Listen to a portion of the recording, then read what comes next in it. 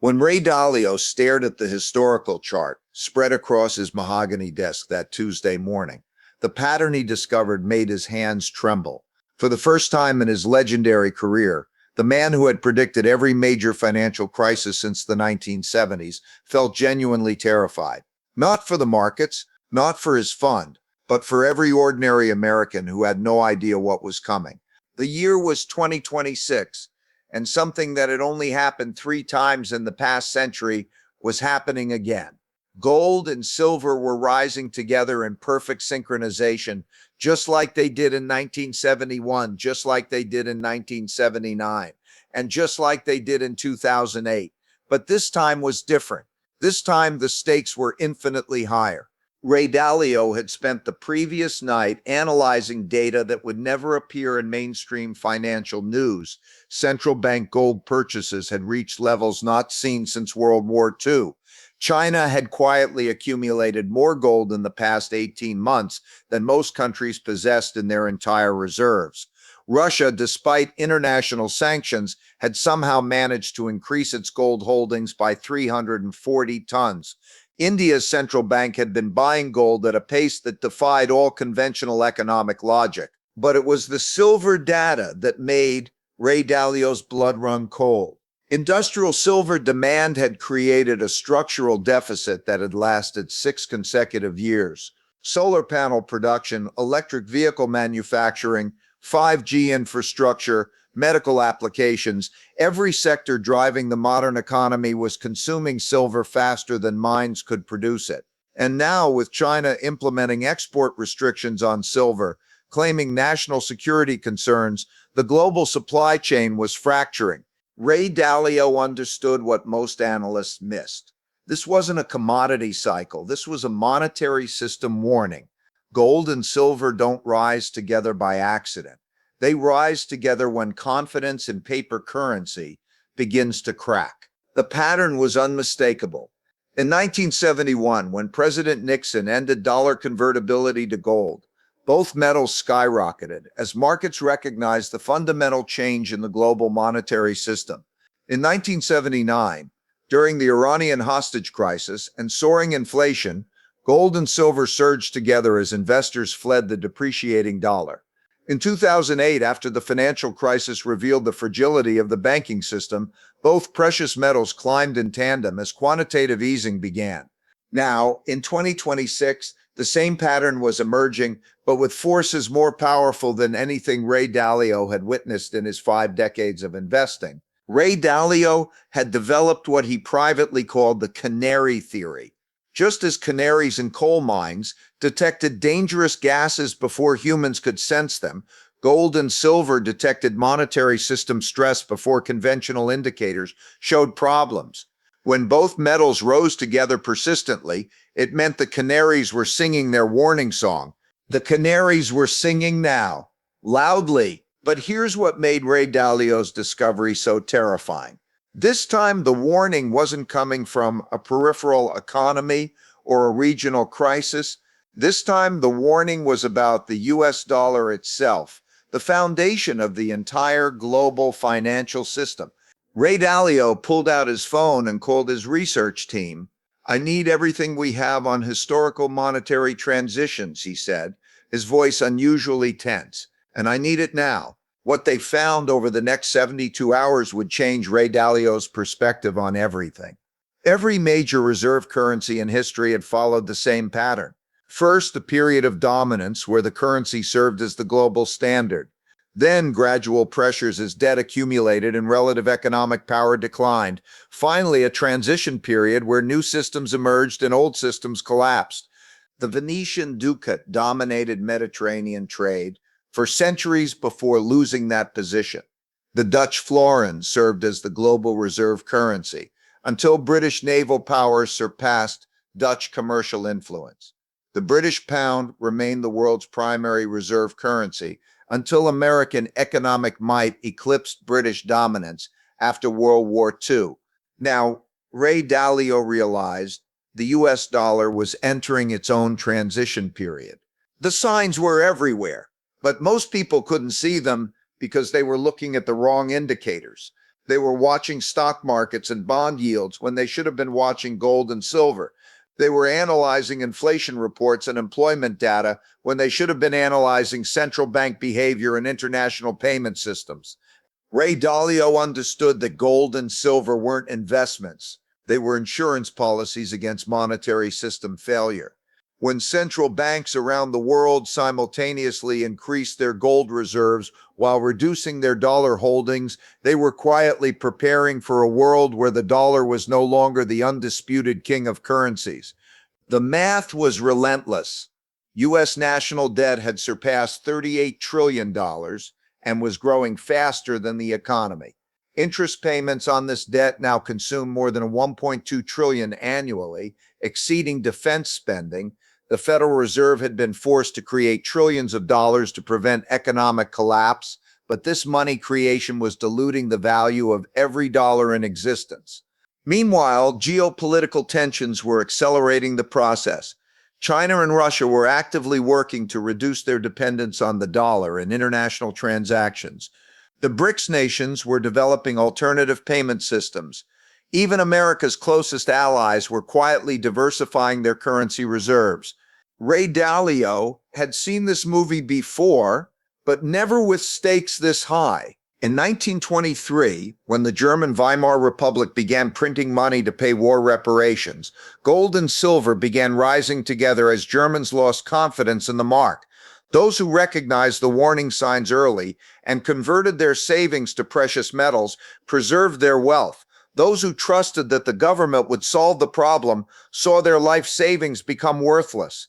In Venezuela, between 2013 and 2020, as the bolivar lost over 99% of its value, gold and silver became parallel currencies. Venezuelans who had accumulated precious metals could still buy food and medicine. Those who kept their wealth in bolivars watched decades of savings evaporate. In Turkey, as the lira lost 80% of its value between 2013 and 2023, families who had diversified into gold and silver maintained their purchasing power while their neighbors saw their standard of living collapse. The pattern was always the same. First, the government insisted everything was under control. Then they blamed external forces for the currency weakness. Finally, they implemented capital controls and encouraged patriotic citizens to keep their money in the national currency. By then, it was too late. Ray Dalio realized that America was moving through this same progression. Government officials insisted the dollar's dominance was permanent. They blamed foreign manipulation for any weakness, and increasingly they questioned the loyalty of anyone who suggested diversifying away from dollar-denominated assets. But the Canaries were singing their warning song, and Ray Dalio was listening. The research his team compiled painted a picture that mainstream financial media refused to acknowledge. China's gold accumulation wasn't random. Russia's gold purchases weren't simply about sanctions avoidance. India's central bank wasn't buying gold as a speculative investment. These countries were preparing for a post-dollar world. China had been the world's largest gold producer and buyer for over a decade. But in 2025 and 2026, their purchases had accelerated dramatically. Intelligence reports suggested Chinese gold reserves might be twice what they officially reported. They were also stockpiling silver, restricting exports, and building strategic reserves that could last decades. Russia, despite facing the most comprehensive sanctions in modern history, had somehow managed to increase its gold holdings substantially. They were buying gold with oil revenues, trading gold for goods, and using gold to circumvent the dollar-based financial system. India, traditionally the world's largest gold consumer at the individual level, was now accumulating gold at the central bank level. Their stated reason was portfolio diversification, but Ray Dalio suspected deeper motivations. India was positioning itself for a multipolar monetary system. The implications were staggering. If the world's three largest gold buyers were simultaneously accumulating metal while reducing dollar reserves, they knew something that most Americans didn't. Ray Dalio spent the weekend analyzing scenarios. In the most optimistic case, the dollar would gradually lose its exclusive reserve currency status over the next decade, creating persistent inflation as foreign central banks reduce their dollar holdings. In the most pessimistic case, a confidence crisis could trigger a rapid dollar devaluation, creating the kind of economic chaos that destroyed middle-class wealth in every historical example. But there was a third scenario that kept Ray Dalio awake at night, a scenario where American policymakers, faced with losing the dollar's privileged position, made increasingly desperate decisions to maintain that position. History showed that empires in decline often resorted to force when economic dominance waned. The Roman Empire debased its currency when tribute payments decreased. The British Empire fought 2 world wars, partly to maintain the pound's status. What would America do if the dollar's supremacy was truly threatened? Ray Dalio didn't want to find out. Ray Dalio pulled out the historical charts again. Every reserve currency in history looked permanent until it wasn't, he explained. The Spanish real dominated global trade for 200 years. The Dutch florin was the world's preferred currency for over a century. The British pound seemed unassailable until 1971.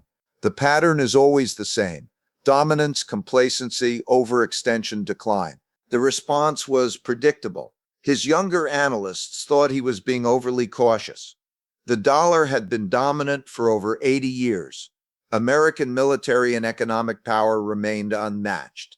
Technology companies like Apple, Google, and Microsoft were the world's most valuable enterprises. How could the dollar lose its status? On Monday morning, Ray Dalio called an emergency meeting with his senior analysts. "We need to position the fund for a monetary system transition," he announced. "This isn't about predicting when it will happen. This is about being prepared when it does happen." He pointed to the gold and silver data. "These metals are telling us that smart money is already positioning for change. Central banks don't buy gold because they think it's a good investment. They buy gold because they think their paper currencies might not be reliable stores of value." The room fell silent as the implications sank in. Ray Dalio continued, "The question isn't whether the monetary system will change. The question is whether we'll be prepared when it does." He increased his allocation to physical gold and silver, not as speculative investments, but as insurance against monetary instability. He diversified into currencies of countries with stronger fiscal positions and fewer geopolitical tensions. He invested in companies that would benefit from monetary uncertainty, including precious metals, miners, real asset companies, and technology firms with global revenue streams. Over the following weeks, Ray Dalio restructured his personal portfolio and began developing what he privately called the Canary strategy. Instead of trying to predict exactly how the transition would unfold, he positioned himself for multiple scenarios. Most importantly, he began sharing his research with trusted colleagues and family members. The conversations were difficult. Most people couldn't imagine a world where the dollar wasn't dominant. The concept seemed as foreign as imagining America without highways or the internet. But Ray Dalio had studied enough history to know that what seems permanent rarely is. He explained to his daughter that the gold and silver rising together weren't random market movements. They were early warning signals of systemic change. He showed his son the historical parallels and explained why smart money was quietly repositioning for monetary uncertainty. The response was mixed. Some family members appreciated the historical perspective and made adjustments to their own portfolios. Others thought Ray Dalio was being unnecessarily pessimistic. After all, America had weathered many crises before. Why would this time be different?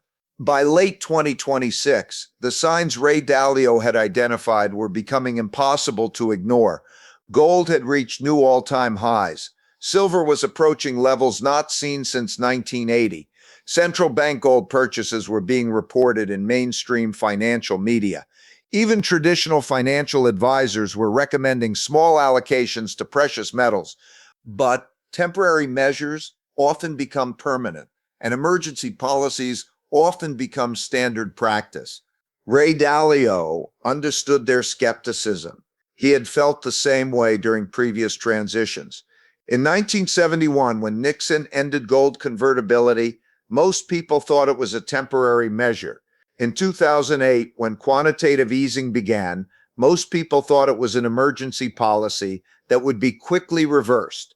But Ray Dalio knew that when everyone was talking about gold and silver, most of the movement had already occurred.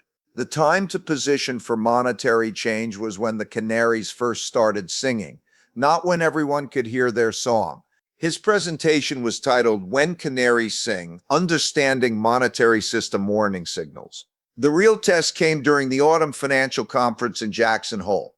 Ray Dalio was invited to present his research on historical monetary transitions. The audience included Federal Reserve officials, Treasury Department representatives, and leading economists from around the world. The room was attentive but skeptical. Several economists questioned whether the current situation truly paralleled historical monetary transitions. After all, the U.S. economy remained the world's largest. American technology companies dominated global markets. The dollar was still used in the majority of international transactions. Ray Dalio began with a simple question. What do 1971, 1979, and 2008 have in common? He showed charts demonstrating how gold and silver rose together during each period, reflecting underlying stress in the monetary system. Then he revealed his current research. Today, we're seeing the same pattern, but with unprecedented scale. Central banks are accumulating gold at the fastest pace since World War II. Industrial silver demand has created structural deficits that could last decades. For the first time since the 1970s, precious metals are outperforming all traditional asset classes simultaneously. A Federal Reserve official asked what Ray Dalio recommended as policy responses. The question was clearly a test. Would Ray Dalio suggest radical changes that could be dismissed as unrealistic? Or would he offer practical guidance that policymakers could actually implement? Ray Dalio acknowledged these points, but offered a different perspective. Every dominant empire believes its advantages are permanent, he said. The Spanish controlled global gold flows for centuries. The Dutch controlled global trade routes for generations. The British controlled global sea lanes for decades. Each believed their position was unassailable. He clicked to his next slide, showing debt to GDP ratios for major economies throughout history. The pattern is always the same. Dominant powers accumulate debt to maintain their position. Eventually, that debt becomes unsustainable.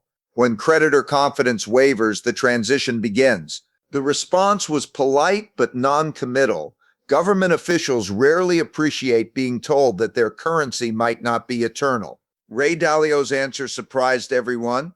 The best policy response is honesty, he said. Acknowledge that monetary systems are cyclical. Prepare the public for potential changes. Diversify the country's reserves, just as central banks are doing.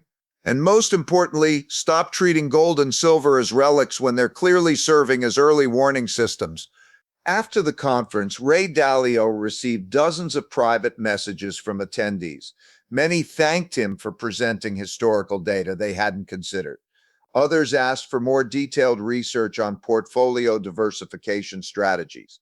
A few criticized him for spreading unnecessary concern about the dollar's stability. They met the following week at a discreet restaurant in Washington. The official got straight to the point. Your presentation was more accurate than we can publicly admit, she said.